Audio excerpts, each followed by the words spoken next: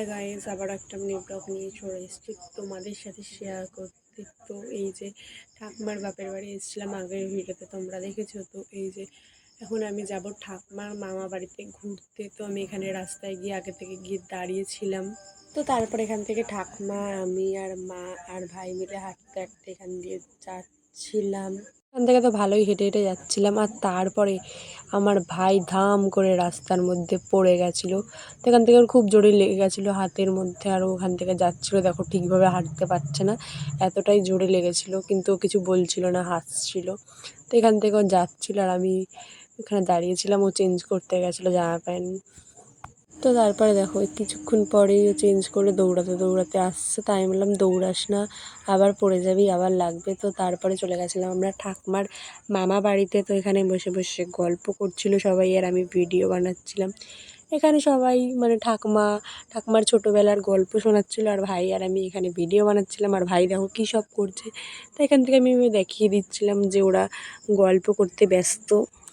তারপর ওখান থেকে গল্প টল্প করে চলে এসেছিলাম ঠাকুমার আর এক ভাইয়ের বাড়ি, মানে একটু দূরে থাকে। তো ওই দাদুদের বাড়িতে চলে এসেছিলাম। তো তারপর ওখান থেকে কেক খেতে দিয়ে দিয়েছিলো, আর গল্প টল্প করে আমরা চলে যাচ্ছিলাম আবার ঠাকুমার বাপের বাড়ির দিকে। আর তার মধ্যে আমার বড়দাদাও চলে এসেছিলো।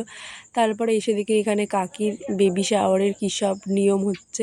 তো এখানে আমরা বেবি শাওয়ারের জন্যই এসেছিলাম, মানে বেবি শাওয়ারের ইনভাইটে এসেছিলাম। তো এখান থেকে হচ্ছে কি বেবি শাওয়ারের জন্য কী সব নিয়ম থাকে, তো সেগুলোই হচ্ছিল।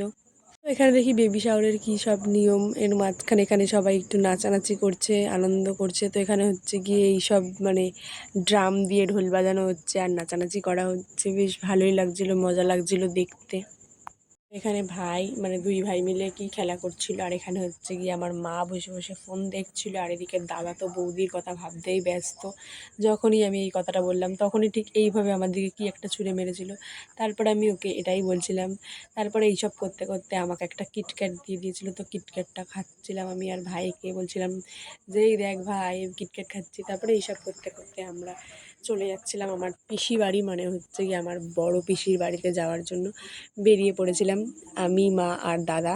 আমি আগে ছোটোবেলায় অনেক ছোটোবেলায় একবার এসেছিলাম, আর এই যাচ্ছি এত বছর বয়সে, তার মাঝখানে আমি কোনো দিন যাইনি। তো তারপরে চলে গেছিলাম, আর বৃষ্টিতে ভিজে আমার অবস্থা পুরো খারাপ হয়ে গেছিলো। এখানে দাদা বাড়ি গেছিলাম বলে পিসি বলছিল যে তুই অনেক দিন আসিস না, থাক, খাওয়া দাওয়া করে যা।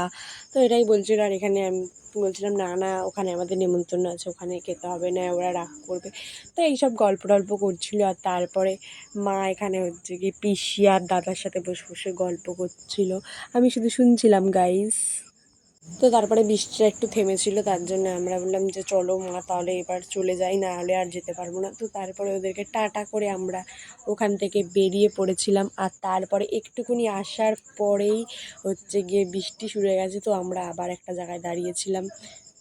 তো এখানে একটা মিষ্টির দোকানের পাশে দাঁড়িয়েছিলাম। তো এখান থেকে আমি দুটো মিষ্টি নিয়ে নিয়েছিলাম। এই মিষ্টিটা মনে হয় যতটা সম্ভব লচ্চমচম আমাদের এখানে বলে, কিন্তু ওখানে একটা অন্য নাম বলেছিল, নামটা আমার মনে নেই। খেতে তো ভালোই ছিল। আর দাদারা ওখান থেকে মিষ্টি নিয়ে নিয়েছিল। দাদা বলেছিল যে এই দোকানের মিষ্টিটা খেতে খুব ভালো হয়, তো তাই আমরা খেয়েছিলাম। আর তারপরে সোজা বাড়ি চলে এসেছিলাম। বাড়ি এসে এখানে মা হচ্ছে কাকিমা জেঠিমাদের সাথে গল্প করছিল বসে বসে। তারপরে আমরা এখানে খেতে বসে পড়েছিলাম। তো এখান থেকে দাদাকে দেখাচ্ছিলাম আমি একটু খেতে বসে, দাদা দেখো কেমন করছে। তো তারপরে হচ্ছে কি মেনুতে ছিল ভাত, ডাল, বাঁধাকপি, তার সাথে ছিল পটল, চিংড়ি। তো এখানে আমি চিংড়ি মাছ পেয়ে গেছিলাম। তারপরে দাদা চিংড়ি মাছ খায় না বলে আমাকে একটা দিয়ে দিয়েছিল। আর এদিকে হচ্ছে কি কী একটা মাছ ছিল, আর এদিকে ছিল হচ্ছে কি কাতলা মাছ। তারপর ছিল চাটনি, পাঁপড়, আর আমি পায়েস খাই না বলে দাদা খাচ্ছিলো। তো ওখান থেকে আমি দাদার থেকে একটু ভিডিও করে নিয়েছি। তো দাদা এখানে খাচ্ছে, আর আমি ভিডিও করছি বলে আবার সেটা দেখছে। তো তারপরে একটা মিষ্টি খেয়ে আজকে খাওয়াটা সম্পূর্ণ করলাম। আর তারপরে এখানে হচ্ছে আমি একটু হেলমেট পরে দেখছিলাম যে আমাকে কেমন লাগে। তারপরে এখানে আমি রেডি হয়ে নিয়েছিলাম বাড়ি আসার জন্য। তো এখানে বাড়ি আসবো পুরো পুরো রেডি হয়ে বসে বসে এখানে একটু ভিডিও বানিয়ে নিচ্ছিলাম। তারপরে এখানে অটো ধরবো বলে আমরা রাস্তা দিয়ে হাঁটতে হাঁটতে যাচ্ছিলাম সবাই মিলে। তো সবাইকে একটু দেখিয়ে দিচ্ছিলাম গাইজ। আর বৃষ্টি তো আমাদের পেছন ছাড়ছে না, আর কাকাও আমাদের সাথে যাচ্ছে। তো তাই এখান থেকে কাকা ছাতাতে ভাইকে নিয়ে নিয়েছিল, আর আমরা ভিজতে ভিজতে যাচ্ছিলাম। কাকা বলছিল ছাতা নিতে, আমরা বললাম না দরকার নেই, চলো এখান থেকে এইটুকুনি তো ভিজে ভিজে চলে যাই।